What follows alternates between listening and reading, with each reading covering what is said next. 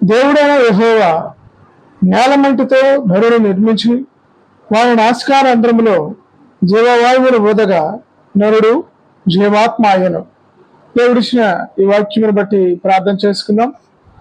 సర్వోన్నతుడా, ప్రేమ కలిగిన తండ్రి, జీవము కలిగిన యేసయ్యా, నీ బంగారు పాదాలకు వందనాలు అయా. ఈ వాక్యము ద్వారా ప్రభా, కలవరి పిలుపు యూట్యూబ్ ఛానల్ ద్వారా మరి ప్రభా అయా నీ వాక్యాన్ని అందించబోతూ ఉండగా ప్రియ తండ్రి, అందించబోతున్నటువంటి వాడు బలహీనుడు తండ్రి, నాయన జ్ఞానం లేనివాడు అయా. ఇదిగో తండ్రి, నీ జ్ఞానము చేతను అయా నీ చిత్తానుసారంగా ప్రభా మమ్మల్ని నడిపించమని, ఎవరికి ఏ వాక్యం అవసరమై ఉన్నదో అటు వారితో మీరు సూటిగా స్పష్టంగా స్వచ్ఛమైన వాక్యాన్ని అందించుటకు అయా నిన్ను ప్రభా కడబూర స్వరముగా వాడుకోనమని, నీ ప్రభా నీ ఆత్మతో నింపమని, మాతో మాట్లాడమని నజరేయుడైన క్రీస్తు యేసు నామములో అడిగి వేడుకొంచున్నాను తండ్రి, ఆమేన్.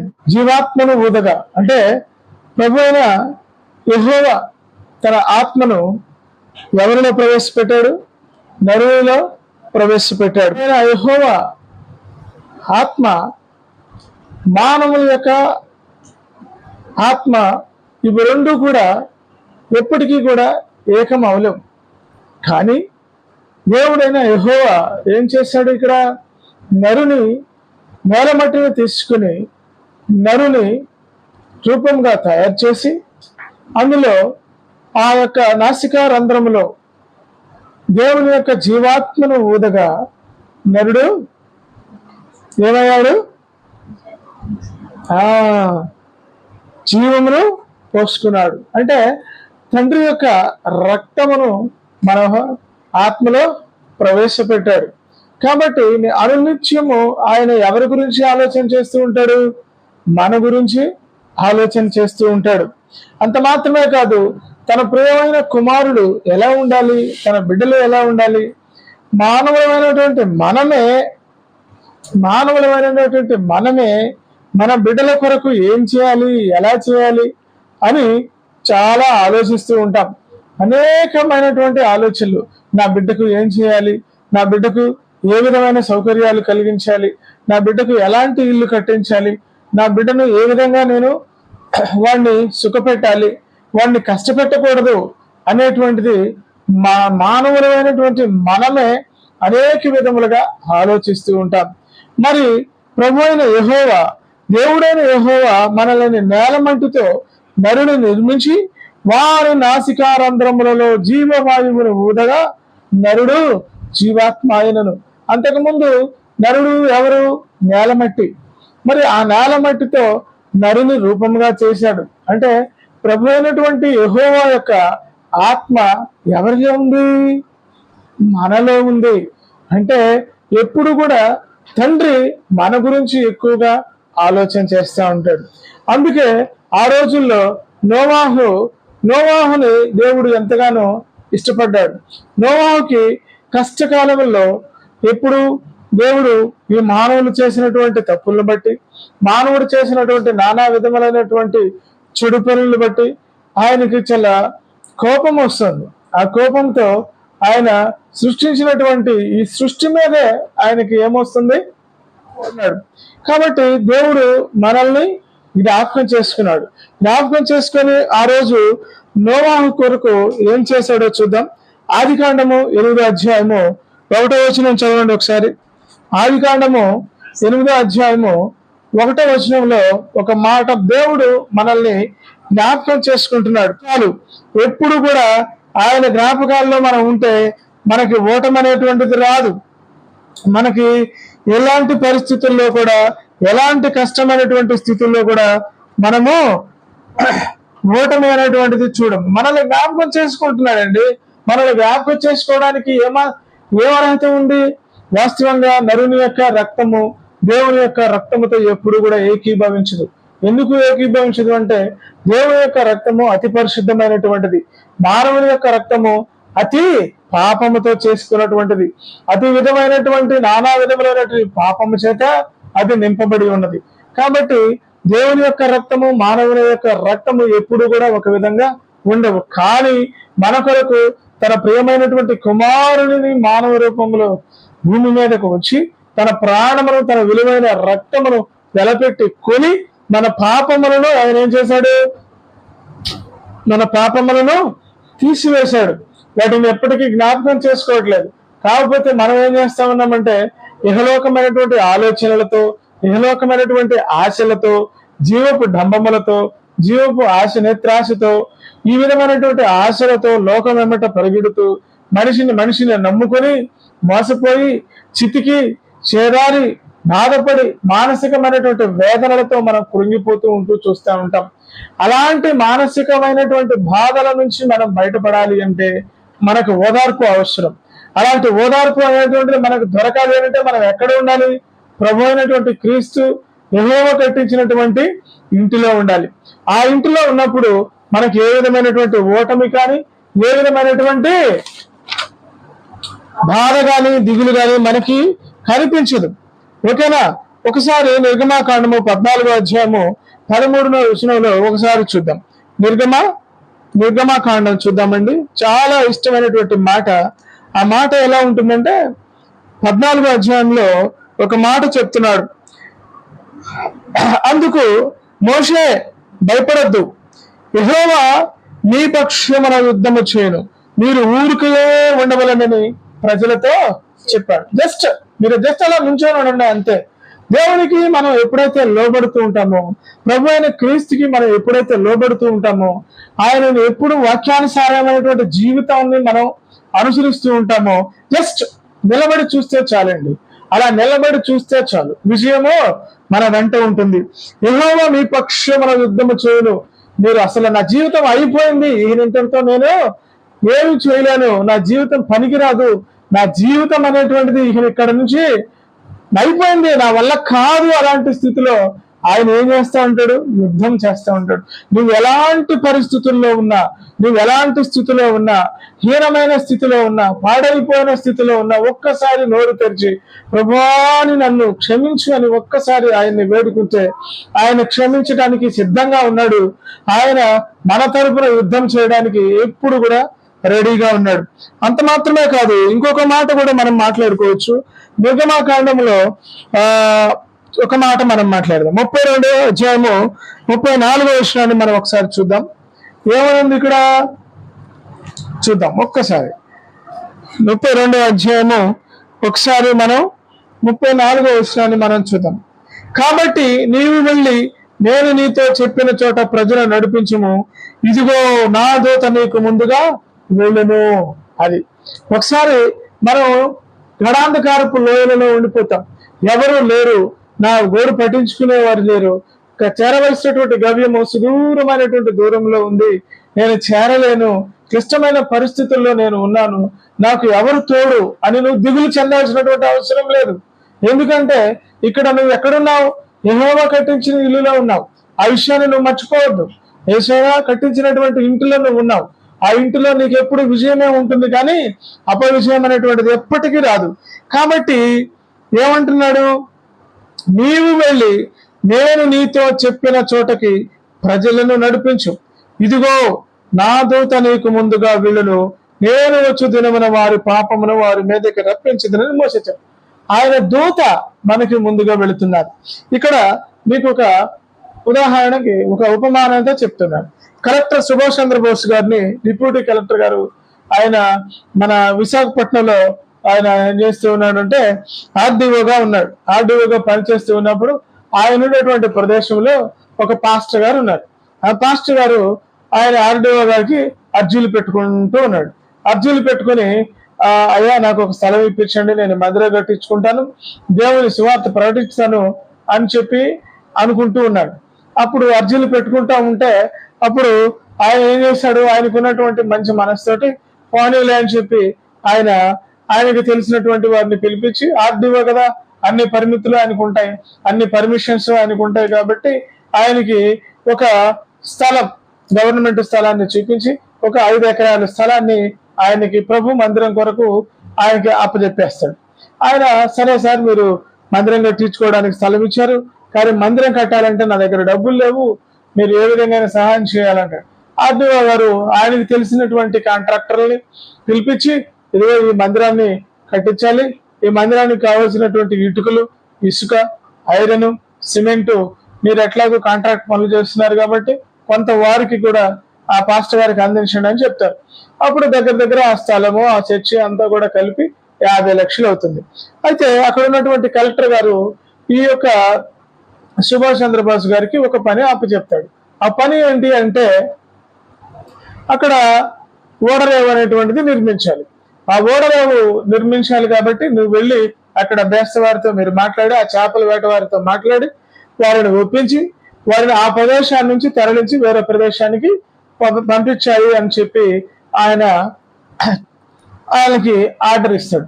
ఆ ఆర్డర్ తీసుకుని ఆ బేస్తవారు ఉన్నటువంటి ఆ చేపలు పెట్టేటువంటి వారి దగ్గరికి వెళ్ళి, అయ్యా మీకు ప్రభుత్వం అనేటువంటిది ఇక్కడ ఓడరేవు నిర్మిస్తుంది, ఓడరేవు కనుక నిర్మించినట్లయితే మీకు పని జరుగుతుంది, కాబట్టి మీకు ఇక్కడ నుంచి మీరు వేరే ప్రదేశానికి వెళ్ళండి.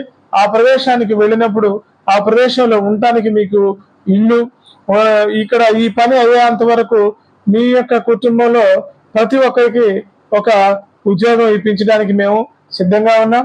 అంత మాత్రమే కాదు, మీకు ఈ సంవత్సరం అంతా కూడా మీకు కొంత డబ్బు అనేటువంటిది ఇవ్వడం జరుగుతుంది, ఎందుకంటే మీరు పని లేకుండా ఉంటారు కాబట్టి అని అక్కడ వారితో మాట్లాడడం జరుగుతుంది. కానీ వారు ఒప్పుకోరు. ఎందుకు ఒప్పుకోరు అంటే గవర్నమెంట్ ప్రభుత్వంతో కూడుకున్నటువంటి విధానం అంటే అది ఎన్ని సంవత్సరాలు పడుతుందో అనేది తెలియదు. కాబట్టి వారు తొందరగా ఒప్పుకోరు. అయినా కూడా కలెక్టర్ గారు బలవంతం చేస్తూ ఉంటారు. ఎందుకంటే ముఖ్యమంత్రి గారు ఇచ్చినటువంటి ఆర్డర్, దాన్ని తొందరగా మనం పూర్తి చేయాలి, వారిని దూరం అక్కడి నుంచి తరలించాలి అని చెప్పి ఆయనకి ఆర్డర్ ఇవ్వడం గట్టిగా చెప్తారు కలెక్టర్ గారు. సో అప్పుడు ఏం జరుగుతుంది, మరలా వెళ్ళి సరే నీ ఒక్కడే వెళ్ళగాకపోతే పోలీసులు తీసుకెళ్ళండి అని చెప్పి ఆయనకి చెప్తారు. ఎంతమంది కావాలి అంటే నాకు ఒక 500 మంది పోలీసుని తీసుకొని అక్కడ బేస్తవారితో మాట్లాడు.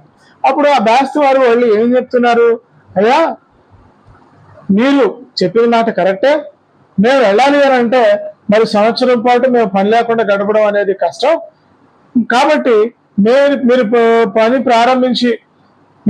ప్రారంభించి సంవత్సరం అయ్యేలోపు ఈ చిన్నగా చేపలు పట్టుకుంటూ ఉంటాం, అందుకు మీరు పర్మిషన్ ఇవ్వాల్సి వచ్చింది అని చెప్పి అంటారు. అట్ట కుదరదు, మీరు చేపలు పట్టుకుంటా ఉంటే ఈ ఓడలు ఇవన్నీ ఇక్కడ మీరే పెట్టుకోవడం వల్ల మాకు ఇక్కడ పనికి ఇబ్బంది కలుగుతుంది, కాబట్టి మీరు కంపల్సరీగా ఇక్కడ నుంచి ఖాళీ చేసి వెళ్లాల్సిందిగా అక్కడ విషయం చెప్తారు. సో విషయం చెప్తే వారు ఒప్పుకున్నప్పుడు వాళ్ళు ఏం చేస్తూ ఉంటారంటే అక్కడ ఉన్నటువంటి ఎస్ఐ గారు, సార్ వీళ్ళు ఎట్లాగూ మాట వినేటట్లు లేరు, కాబట్టి నేను గాలిలో ఫైరింగ్ చేస్తాను, దానికి భయపడి వాళ్ళు వెళ్ళిపోతారు, కాబట్టి మనం తొందరగా ఇక్కడ నుంచి వీళ్ళని పంపించవచ్చు అని చెప్పి అంటారు. కాదు వద్దండి, వాళ్ళకి ఏమైనా సరే నచ్చజెప్పి పంపించాలి, కానీ అలాంటి పనులు మనం చేయొద్దని చెప్పి ఆయన చెప్తారు. కానీ వాళ్ళు వినే పరిస్థితుల్లో లేరు. అప్పుడు వాళ్ళు ఏమైతే ఉన్న ఓడలు దగ్గర 500 ఓడలన్నీ కూడా ఆర్డర్లో సీరియల్ నెంబర్ 1, 2, 3, 4 అంటే 1, 2, 3, 4, 5 అట్ట సీరియల్ నెంబర్లు ఆర్డర్లు వేసుకొని 500 ఓడలన్నింటినీ కూడా ఒడ్డుకు తీసుకొచ్చి అటన్నిటిని ఒక చోట ప్లేట్ చేసి ఉంటారు. ఎవరు కూడా ఓడ అనేటువంటిది బయటకు తీశారు అంటే మాత్రం మీకు బాగుండదు, ఇబ్బంది పడతారు అని చెప్పి ఆయన వార్నింగ్ ఇవ్వడం జరుగుతుంది. సో ఇప్పుడు ఈయన్ని సుభాష్ చంద్రబోస్ గారు అక్కడికి 3 వ్యక్తులు వస్తారు. 3 వ్యక్తులు వచ్చి, అయ్యా ముందు మీరు మా ఓడ ఎక్కండి, మిమ్మల్ని తీసుకెళ్లి అక్కడ చివరిన కూర్చోబెడతాము, అప్పుడు మిగతా వాళ్ళందరినీ కూడా ఒకసారి అన్ని ఓడలన్నింటినీ కూడా ఆ ధరికి చేరుస్తాం, కాబట్టి ముందు మీరు రాండి అని చెప్పి ఆయన్ని సుభాష్ చంద్రబోస్ గారిని ఓడెక్కించుకొని తీసుకొని వెళ్తూ ఉంటారు. సో అప్పుడు సుభాష్ చంద్రబోస్ గారు ఓడెక్కి పోయిన తర్వాత ఏం జరుగుతుంది అని అంటే చూద్దాం. ఇక్కడ ఆదికాండంలో 8వ అధ్యాయము 5వ వచనం ఒకసారి చూద్దాం. అప్పుడు వీళ్ళు ఏం చేశారు, 8వ అధ్యాయము 5వ వచనము ఏమనిందో ఒకసారి చూద్దామండి.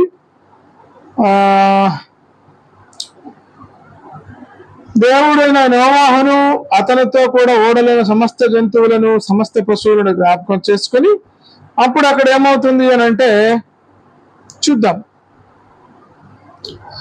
ఏమవుతుంది, ఆరారోతు కొండ మీదకి వారిని తీసుకెళ్లి అక్కడ పెడతాడు. ఆ ఓడను ఆరారోతు కొండ మీద తీసుకెళ్లి అక్కడ నిలుపుతారు. అట్లాగే ఇక్కడ ఏం చేశారు, ఈ ఎక్కినటువంటి ఓడను ఒక ప్రదేశంలోకి తీసుకెళ్లి అక్కడ పెడతారు. అక్కడ పెట్టిన తర్వాత ఆయనకి పొద్దున్నే తీసుకెళ్లారు కదా, పొద్దున్నే తీసుకెళ్ళినప్పుడు ఆయనకి టిఫిన్, కావలసినటువంటి కాఫీ అన్ని చూసుకోవడానికి అక్కడ మనుషుల్ని ఏర్పాటు చేసి, వాళ్ళు అయ్యా మేము మళ్ళీ ఇప్పుడే వస్తాము, ఆ పోయినటువంటి ఓడలను కూడా మేము తీసుకొస్తాం, అక్కడ ఉన్నటువంటి ఓడలను కూడా మేము తీసుకొని వస్తాం, కాబట్టి మీరు నాకు పర్మిషన్ ఇవ్వండి అని చెప్పి, సరిపోయి తీసుకురండి అని చెప్పి పంపిస్తారు. సో వీళ్ళు వెళ్ళి ఎంతసేపటికి రాదు, మధ్యాహ్నం అవుతుంది, 2 అవుతుంది, 3 అవుతుంది, ఎంతసేపటికి వీళ్ళు రాకపోయేసరికి సరే నాకు ఆహారం పెట్టండి, నేను వెళ్ళి వారు ఎంతవరకు రాలేదు కాబట్టి మళ్ళీ ఒకసారి నేను వెళ్ళి చూస్తాను అని చెప్పి వారిని నన్ను అక్కడ వదిలిపెట్టండి అని చెప్పి అంటారు. అక్కడ ఉన్నటువంటి వాళ్ళు ఆయన్ని తీసుకుని బైక్ మీద తీసుకెళ్లి అక్కడ వదిలిపెడతారు. అక్కడికి వెళ్ళేసరికి అక్కడ ఏమవుతుంది అని అంటే అంతా కాల్పులు జరిగిపోతాయి. అక్కడ ఉన్నటువంటి బ్యాస్టర్ వాళ్ళు ఒక 3 కుర్రోళ్ళు అయితే చనిపోతారు. అక్కడ పోలీసులకు గాయాలైపోతూ ఉంటాయి, పోలీసులు కూడా 2-3 చనిపోతూ ఉంటారు. అసలు ఏమవుతుందో అనేది అర్థం కాదు. అప్పుడు ఇమీడియట్ గా కలెక్టర్ దగ్గరికి వెళ్తే ఆ కలెక్టర్ గారు, సుభాష్ చంద్రబోస్ వచ్చావా, ఇప్పుడు దాకా ఎక్కడున్నావు, నీకోసం మేము ఎంతగానో వ్యాపారపడతా ఉన్నాం అని చెప్పి, సరే ముందు నువ్వు హాస్పిటల్కి వెళదాం పదా అని చెప్పి హాస్పిటల్ దగ్గరికి తీసుకెళ్తే అక్కడికి వెళ్తే అంతా గాయాలతోటి అక్కడ ఉన్నటువంటి అందరూ ఈయన చుట్టూ మూగుతూ ఉంటారు. సుభాష్ చంద్రబోస్ గారు మీరు ఎక్కడున్నారు, ఇప్పుడు దాకా మాకు కనపడలేదు, మీరు ఏమైపోయారు అని చెప్పి అక్కడున్న వాళ్ళు అడుగుతూ ఉంటారు. అసలు ఏం జరిగింది అని అంటే, అయ్యా ఏం లేదు, మీరు వెళ్ళిన తర్వాత ఎస్ఐ కాల్పులు జరిపారు, కుర్రోళ్ళు ఎగబడ్డారు, అంతా గొడవ జరిగిపోయింది, మన కుర్రోళ్ళు 3 చనిపోయారు, పోలీస్ కానిస్టేబుల్స్ కూడా 2 చనిపోయారు, ఆ మిగతా వాళ్ళకి గాయాలైనవి అని చెప్పి అంటే అక్కడ ఉన్నటువంటి వాళ్ళు సార్ మీరు రాని అని చెప్పి ఒక రూమ్ లో కూర్చోబెడతారు. ఆ రూమ్ లో టీవీలో స్క్రోల్ వస్తూ ఉంటది, సుభాష్ చంద్రబోస్ గారు కనపడట్లేదు అని చెప్పి ఆయన ఫోటోతో పాటు కనపడతా ఉంది. సో అక్కడ ఉంటే ఇదేంటి ఇలా చేస్తా ఉన్నారు టీవీలో అని చెప్పి అయ్యా మీరు ఇమీడియట్లీగా ఇంటికి వెళ్ళండి, అమ్మగారు ఎదురు చూస్తున్నారు అని చెప్పి చెప్తారు. అక్కడికి వెళ్ళి చూడంగానే వాళ్ళ భార్య ఎంతో సంతోషంతో ఆనందంతో ఉంటుంది. అయ్యా మీరు వచ్చారు, చాలా సంతోషం, అసలు ఇప్పటి వరకు మీరు ఏమైపోయారు, జనాలందరూ కనపడుతున్నారు, మీరు ఒకళ్ళు కనపడలేదు అని చెప్పి ఆమె ఎంతగానో బాధపడుతూ ఉంటుంది. సో తర్వాత ఆముండి సరే నాకేం కాలేదు, నేను బాగానే ఉన్నాను అని చెప్పినంటే ఆమె అంటుంది, అయ్యా పాస్టర్ గారు ఇప్పుడు ఆ టీవీలో చూసి మీరు ఏమైపోయారు అని చెప్పి ఇప్పుడు చాలా సార్లు వచ్చారు, మీరు ఒకసారి వెళ్ళి పాస్టర్ గారిని కూడా పలకరించండి అని చెప్పి పాస్టర్ గారిని పలకరించడానికి వెళ్తే పాస్టర్ గారు ప్రార్థన చేస్తూ ఉంటారు. అయ్యా మీరు క్షేమంగానే మీరు ఇక్కడికి నడిచి వచ్చారు కాబట్టి దేవునికి స్తోత్రాలు తెలియజేస్తున్నా అని చెప్పి అని అంటూ ఉంటాడు. సో అక్కడ ఏమైంది, సో ఇందాక మనం చెప్పినట్లుగా యెహోవా దూత ఆయనకు ముందుగా నడిచారు కాబట్టి అప్పుడు ఏమైంది, సో అందరూ ఆశ్చర్యపోతా ఉంటారు. ఒక 3-4 రోజులు అయిన తర్వాత మళ్ళీ ఆయన ఆ ప్రదేశానికి వెళ్తారు. ఆ ప్రదేశానికి వెళ్ళినప్పుడు అక్కడ వాళ్ళందరూ వచ్చి గుమ్మిగూడి, అయ్యా మీరు బాగున్నారా, మీరు ఏమైపోయారని మేమందరం కంగారు పడుతూ ఉన్నాం, మీరంతా బాగున్నారు కాబట్టి మాకు సంతోషం అని అంటే, అవును నన్ను బాగున్నారు మేము కనపట్టలేదని మీరు అందరూ అంటున్నారు, అసలు నన్ను తీసుకెళ్ళింది మీ వాళ్ళే కదా, ఆ పడవలో నన్ను తీసుకెళ్లారు కదా అని అడుగుతారు. మేము నిన్ను తీసుకెళ్ళటం ఏంటండి, మేము అసలు మిమ్మల్ని తీసుకెళ్లేదు, ఇవే మీరు కట్టినటువంటి పడవలు 1 నుంచి 100, 1, 2, 3, 500 పడవలన్నీ ఓడలన్నీ ఏడా ఉన్నాయి, మేమెవరు నిన్ను తీసుకెళ్లేదు అంటారు. ఇదేంటి ఇంత ఆశ్చర్యంగా ఉంది, అసలు మరి నేను తీసుకెళ్ళిన వాళ్ళు ఎవరు అని చెప్పి సరేనని చెప్పి నన్ను ఆ చివరికి తీసుకెళ్ళండి అని చెప్పి ఆ చివరికి తీసుకెళ్తే ఆ చివరి ఏముంటది, ఏమీ కనపడతాయి, ఎవరూ కనపడదు, ఒక ఇల్లు కూడా ఉండదు అక్కడ. మరి ఎవరయ్యా అంటే అది ప్రభువైన యెహోవా తన బిడ్డల కష్టాల్లో ఉన్నప్పుడు సమస్యల్లో ఉన్నప్పుడు ఏం చేస్తా ఉంటాడు, తన దూతలనే ముందుగా నడిపిస్తాడు. That is the point. హల్లెలూయా.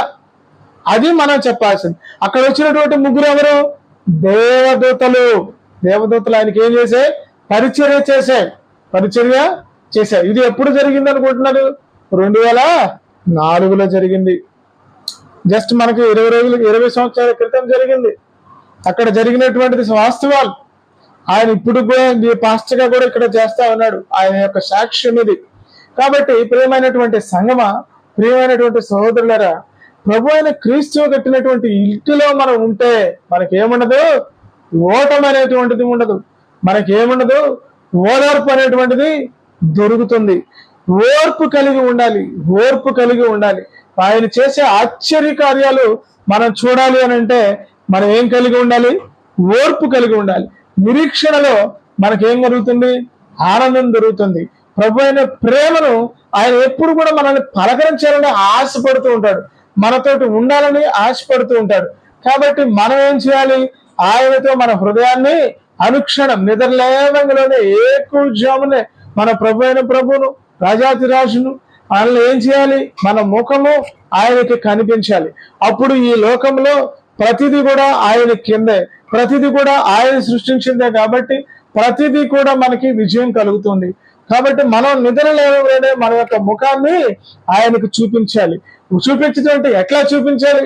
వాక్యాన్ని చదవాలి, ప్రార్థన ద్వారా మనం ఆయన్ని స్తుతించాలి, ఆయనకు లోబడాలి. మన జీవితాన్ని తీసుకెళ్లి ఆయన చేతుల్లో పెడితే చాలు, మనల్ని మనం ఆయనకి అప్పచెప్తే చాలు. ఆయనకి ఇష్టమైనటువంటి పాత్రగా మనల్ని తయారు చేస్తాడు, మనల్ని ఓటమి వైపు నడిపించాడు. మనకి ఓదార్పు ఉంటుంది. అంత మాత్రమే కాదు, ఇంకొక మాట, అద్భుతమైన మాట మన కొరకు, మన నిత్యం ఒక క్రైస్తవునిగా మనకి కావలసింది ఏమిటంటే 2వ కొరింథీలో మనం చూద్దాం 5వ అధ్యాయము 1వ వచనంలో అస్సలు ప్రతి క్రైస్తవునికి యొక్క కోరిక అదే, భూమి మీద మన గుడారమైన ఈ నివాసము శిథిలమైపోయినను చేతి పని కాక దేవుని చేత కట్టబడినది నిత్యమైనది నివాసము పరలోకమందు మనకున్నదని ఎరుగుదము. అదండి, అది. ఈ భూలోకంలో నువ్వు కోట్లు పెట్టి ఇల్లు కట్టు, లక్షలు పెట్టి ఇల్లు కట్టు, పూరి గుడిసెలో ఉండు, ఎక్కడ ఉండు, ఇవన్నీ కూడా ఏదో ఒకరోజు శిథిలమైపోతూ ఉంటాయి, ఏదో ఒకరోజు నాశనం అయిపోతూ ఉంటాయి. కానీ నిత్యమైనటువంటి పరలోకంలో నీ కొరకు ఒక నివాసం, అక్కడ ఆకలి దప్పులు ఉండవు, ఒక పళ్ళు కొరకటం ఉండవు, శపించటం ఉండవు, ఒక మనిషిని ద్వేషించటం ఉండవు, ఒక మనిషిని దూషించటం. అస్సలు బంగారు వీధులలో నీ కొరకు అద్భుతమైనటువంటి ఒక నివాసమును ఆయన ఏర్పాటు చేసి ఉన్నాడు. ఆ నివాసములో నువ్వు చేరాలి అనంటే, పరలోకంలో మనం నివాసం చేయాలి అనంటే మనం ఏం కలిగి ఉండాలి? నిరీక్షణ కలిగి ఉండాలి, ప్రేమ కలిగి ఉండాలి, ప్రభు అయిన క్రీస్తుకి మనం లోబడటం నేర్చుకోవాలి. కాబట్టి ఈరోజు మనం నేర్చుకున్నటువంటి పాఠము ఏంటిది? మొదటిగా ప్రభు అయిన క్రీస్తు జ్ఞాపకాలలో మనం ఉంటే మనకు ఒక చక్కటి ఇల్లును ఆయన ఏర్పాటు చేస్తాడు. ఆ ఇంటిలో మనం ఉంటే మనకి ఓటం అనేటువంటిది ఉండదు. ఆ ఇంటిలో మనం ఉంటే మనకి ఓదార్పు ఉంటుంది. ఆ ఇంటిలో ఉంటే మనకు ఔన్నత్యం వస్తుంది. ఔన్నత్యం ఎలా వస్తుంది? పరలోకంలో నీ కొరకు నా కొరకు ఒక ఇల్లు కట్టాడు. పరలోకంలో ఇల్లు అంటే భూమి మీద నువ్వు కట్టినటువంటి ఇల్లు, భూమి మీద నువ్వు సంపాదించుకున్నటువంటిది ఏది కూడా శిథిలమైపోతుంది, ఏది కూడా శాశ్వతమైనది కాదు. కాబట్టి మనము అంతిమంగా క్రైస్తవుడికి ఉండవలసింది ఏమిటి అంటే, పరలోకములో ఆయనతో పాటు నివసించడం ఆయనకి ఇష్టం. ఎందుకంటే మనలో ఏముంది? ఆయన ఊదినటువంటి జీవవాయువు ఉన్నది. ఈ జీవవాయువుని తీసుకెళ్లి మళ్ళా ఆయనకి అప్పచెప్పాలి. ఇది మన కర్తవ్యం. కాబట్టి ఆయన ఇంటిలో ఉండడానికి మనం ప్రతి ఒక్కరమే ప్రయత్నం చేయాలి. అలా చేయాలి అంటే రేపు ఉదయాన్నే మీతో మరలా నేను కలుసుకుంటాను. ఈ వాక్యం కనుక మీకు నచ్చినట్లయితే 10 మందికి షేర్ చేయండి, సబ్స్క్రైబ్ చేసుకోండి, లైక్ చేయండి. ఓకే, మన జీవితాల్లో ఓదార్పు అనేటువంటిది మనం